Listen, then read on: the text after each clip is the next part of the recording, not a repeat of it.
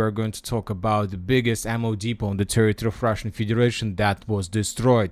In this video we can see the consequences of attack. Currently we don't know for sure what kind of weapon the Ukrainians were using to attack the territory of this ammo depot.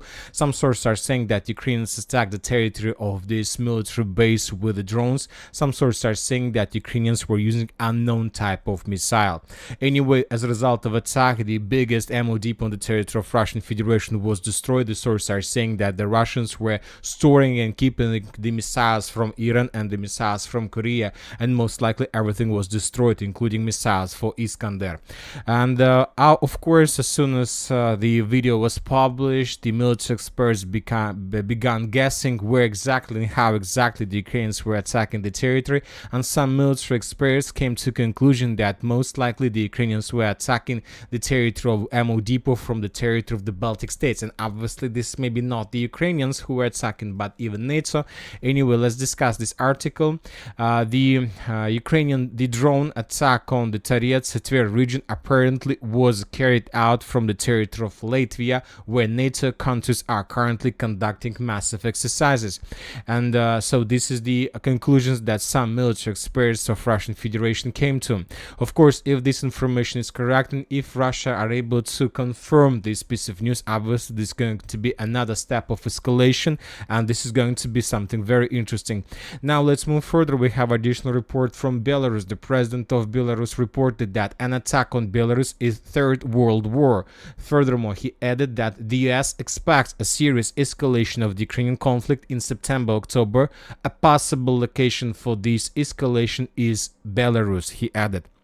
Now let's talk about the line of combat contact, and first we're going to talk about the Pokrovsk direction, where the Russians, as a result of offensive operation, managed to establish complete control over the city by the name of Ukrainsk. And starting this morning of the 18th of September, we got additional reports that the Russians began moving further in the western and in the southern direction. Let's take a look at the video where the Russians took under control the city of Ukrainsk once again. The forces of 114th Brigade raised the flags on the biggest building in the area. And today we got report that pro-Ukrainian sources confirmed this information. At least they colored just the northern part, and as you can see, there are some blocks and streets and buildings on the territory of Ukraine that remains in contested area or in the gray zone. So once again, the Russians, after they took under control the city, continue moving further in the western direction. And according to information we have, there are very heavy clashes right now on the territory of the village by the name of the town by the name of Tsukurne, and on the town by the name of Girnik. Currently we don't know the real status of the clashes that are ongoing here. Most likely during the next during this upcoming day, we're going to receive additional updates and maybe first geolocations and some changes on the ground. Now let's move further. According to different mappers, the Russians managed to improve their positions in Nivoyskaya Cauldron by taking under control additional fields and the fortifications the Ukrainians are withdrawing. Now let's move further. Let's talk a bit about the situation on the line TO524 between Ugledar and Konstantinovka. Yesterday we discussed the videos that were published by the Ukrainian sources of how the Ukrainians were FPV-droning the Russian demining equipment that was moving between the village of Pobeda and the village of Konstantinovka. This is the video we're talking about. In this video we can see FPV-drone attacks. And two strikes took place. One of them took place here, another one here. Based on this video we have adjusted the map, and a lot of mappers followed our example and also updated their maps in the same area. The Russians continue offensive operation in direction of Ugledar, but today we continue receiving more and more updates that currently there are very heavy clashes for this landfill. For this land, the Russians still haven't managed to secure these two territories. Ukrainians are sending additional reinforcements and reserves. Furthermore, the sources reported that Ukrainians still control the territory. They have partial control over some blocks of the coal mine number 3, and according to information we have, this part is under complete Ukrainian control. These three lines were turned into significantly powerful dense network of the fortifications of the Armored Forces of Ukraine. These three lines and the northwestern part, and the Russians currently haven't found a solution how to force the Ukrainians to fall back. Obviously the Russians will find a solution. It will take time, and obviously it's just a matter of time, but not a matter of whether the Russians are able to do this or not. And the Russians continue moving their focus further and further in the northwestern direction, and today we continue receiving updates of how the Russians were bombing and attacking the village of Bogatyr Novoyavlenka. Currently, this is the main logistic hub for the armed forces of Ukraine, where they're conducted through this village. The Ukrainians are conducting rotation, process evacuation, and bring additional supply and support. Now let's move further and let's talk about the Pokrovsk, original Pokrovsk direction. Today we have additional changes on the ground. This is very important progress. As you can see, we have adjusted the map. We have two icons from this territory that were published by the Russian and pro-Ukrainian sources. According to information we have, the Russians managed to establish control over more than 90% of the village of Grodovka, and currently the Ukrainians control just the fields and probably some constructions between this village of Grodovka and the village of Novotaretskaya. This report was published by pro-Ukrainian map service Deep State. As you can see, according to them, the Russians managed to establish significant control, and the most important, the Russians managed to cross the river that goes through the central part of the settlement. So this is the river, and this river was crossed by the Russians during the previous 24 hours, and currently the Russians are trying to expand their footholds on the Ukrainian side of the river. Furthermore, we have geolocation. In this video we can see how the Ukrainians destroyed the building, and according to the author of this video, this building was captured by the Russians, and the Russians had their temporary position. Most likely as a result of FPV drone strike, the building was completely destroyed. So based on this video, based on the report of Deep State, and based on the video that we discussed yesterday about the Russians that were moving along the western part of the village, we have adjusted the map in Russian favor and colored this significantly big territory. Now let's move further. We have additional updates from Toretsk, New York agglomeration, where the Russians continue their offensive operation. If you remember, just yesterday we were talking about additional progress on the ground in the southern part of the city.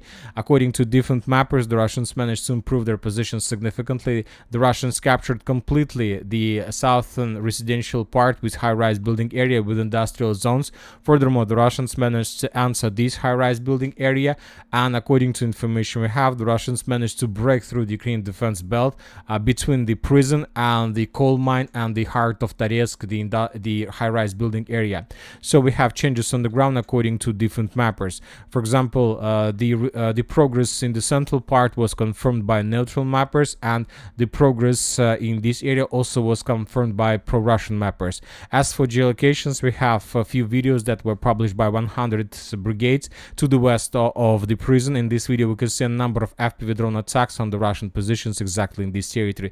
The Ukrainians published the video of how they were moving and maneuvering on the territory of the citadel. In this video we can see the Ukrainian soldiers that were running on their positions. If you have access to map, you will be able to hear the sound, and according to this video, there are very heavy clashes around this building. So most likely, starting yesterday's evening, the Russians made first attempt to answer the citadel itself and to take under control the first buildings of this Toretsk. If the Russians are able to do this, then we're gonna see the operation to split the city of Toretsk in many pieces, and the first piece is going to be the southern part, and the second piece is going to be the northern part.